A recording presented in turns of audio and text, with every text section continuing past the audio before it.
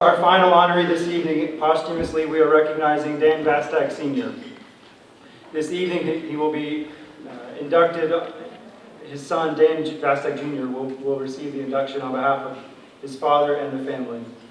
In his own right, Dan made significant contributions to soccer in our area, and he will be here this evening, as I just said, to recognize his father. Please come forward.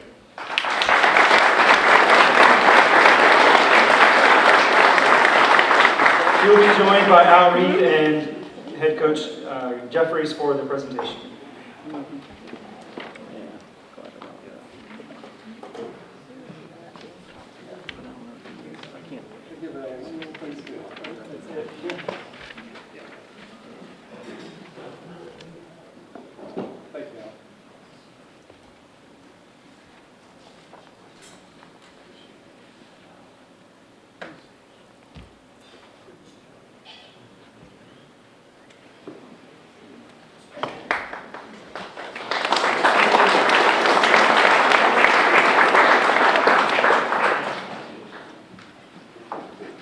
Good evening, everyone.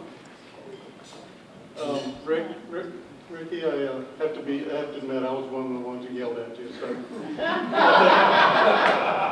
I'm fully guilty. No problem. First of all, I'd like to thank the York County Soccer Hall of Fame Committee for recognizing my father for the impact that he had on soccer in York County. Really an honor. Thank you. I would also like to congratulate all the inductees, both current and past, and I thank each and every one of you for helping to make soccer great in York County. So, big hand.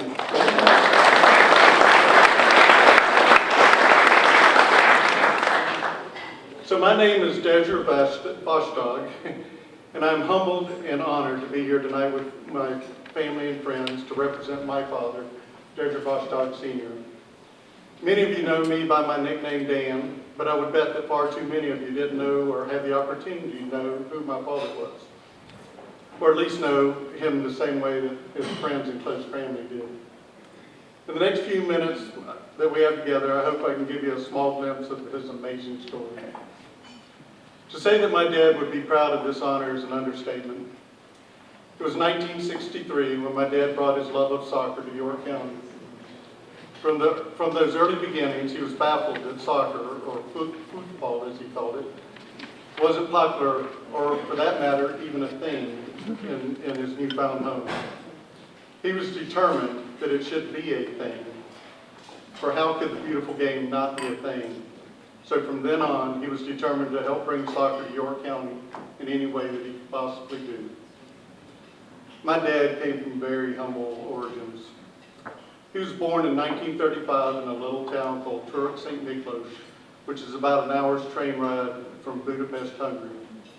During that time, Hungary was on the brink of World War II, so times were desperately tough. When my mama gave birth to my dad, she was told that her son was healthy in every way except for one. His umbilical cord had unfortunately wrapped itself around his right arm, and as such, his arm had never developed past his elbow.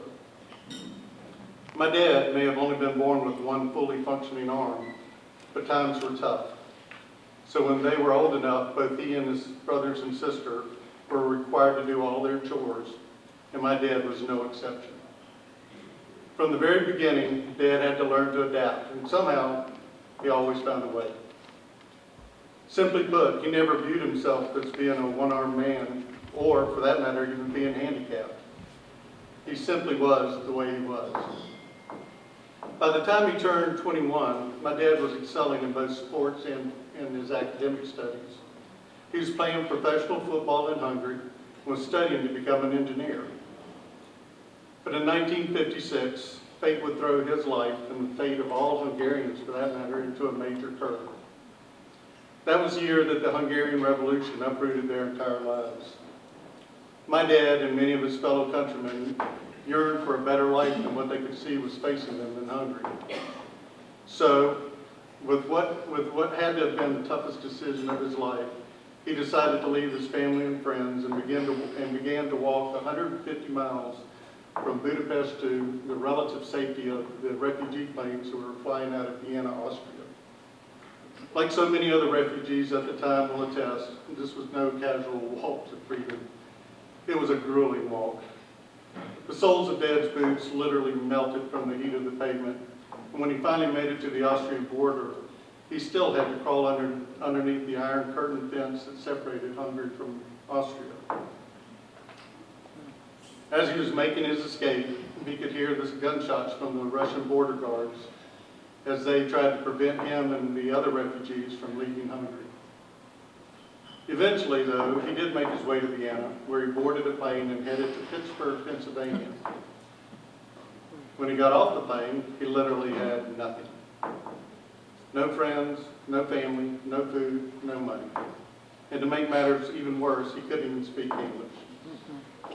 I'm not sure where his story would have ended up had it not been for a nice local couple in Pittsburgh that sponsored my dad and helped him get on his feet. In those early days, sports were literally his only way to communicate. You mentioned that before, and that was it really struck me. His kind sponsors enrolled him at the University of Pittsburgh, where he played soccer, ran track, and began to learn how to speak English.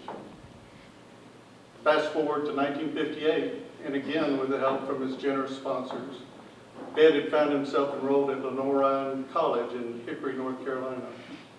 It was there where he'd meet the love of his life, my mom, Hazel.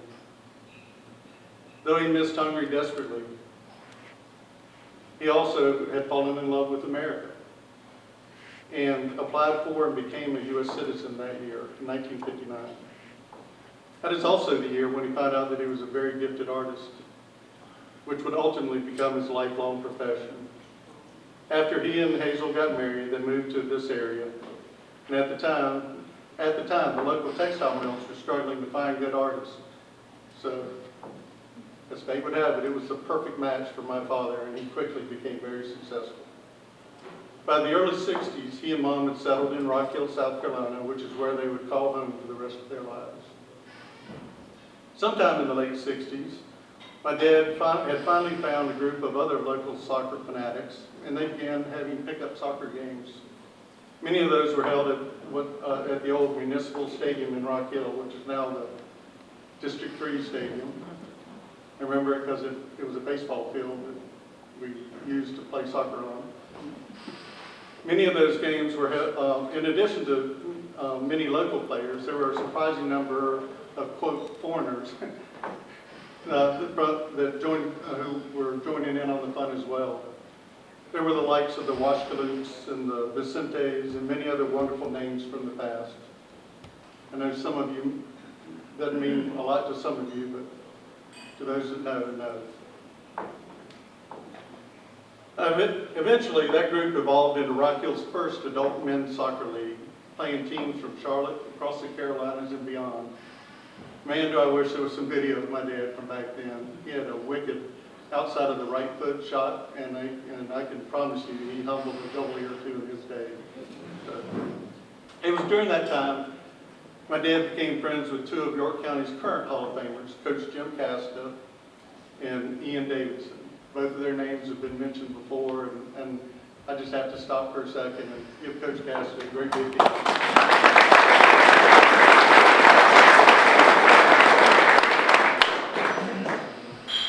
Like these two gentlemen, my dad could not understand or even fathom why soccer wasn't more popular in the U.S. than it was, especially in York County.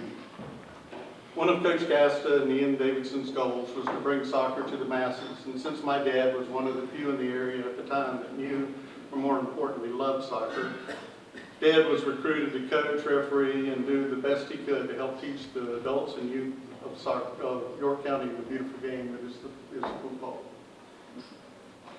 Growing up, it was equally important to Dad for us as his kids to understand the world that he had come from. So, starting in the early 60s, and for every other year or so thereafter, Mom and Dad would pack us all up and take us to visit our relatives in Hungary.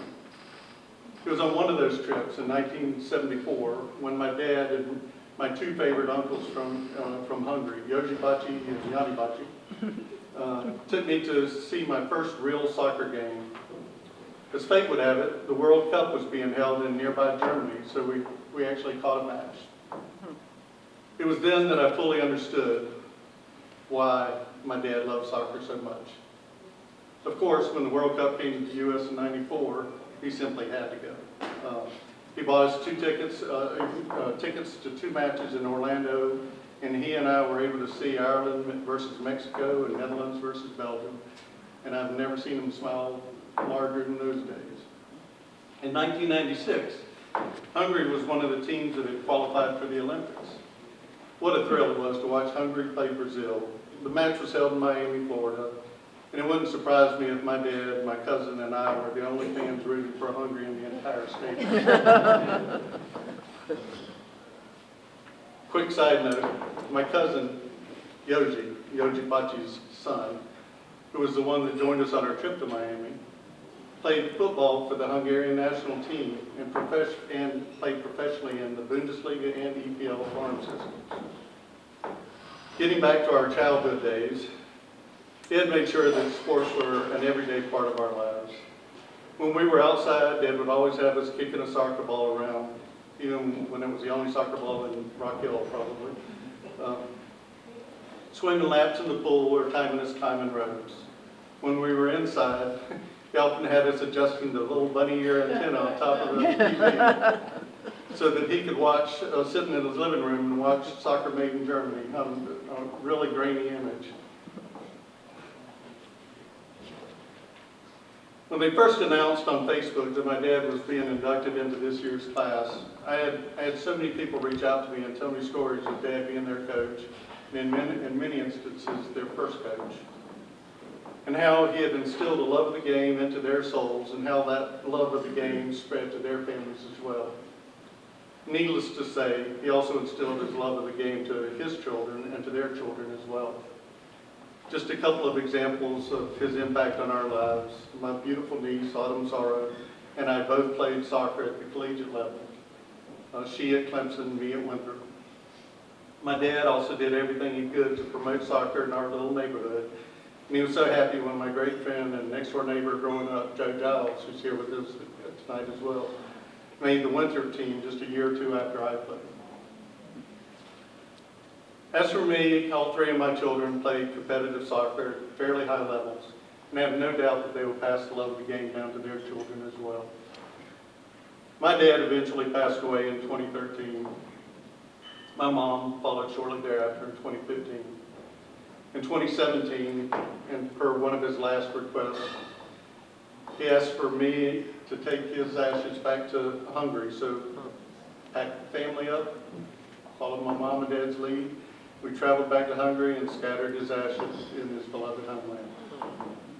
In addition to his love of soccer, my dad was also an established artist, a surprisingly fine golfer, a wonderful father, and a great friend to so very many people. On behalf of my father, I thank all of you for this great honor. Thank you.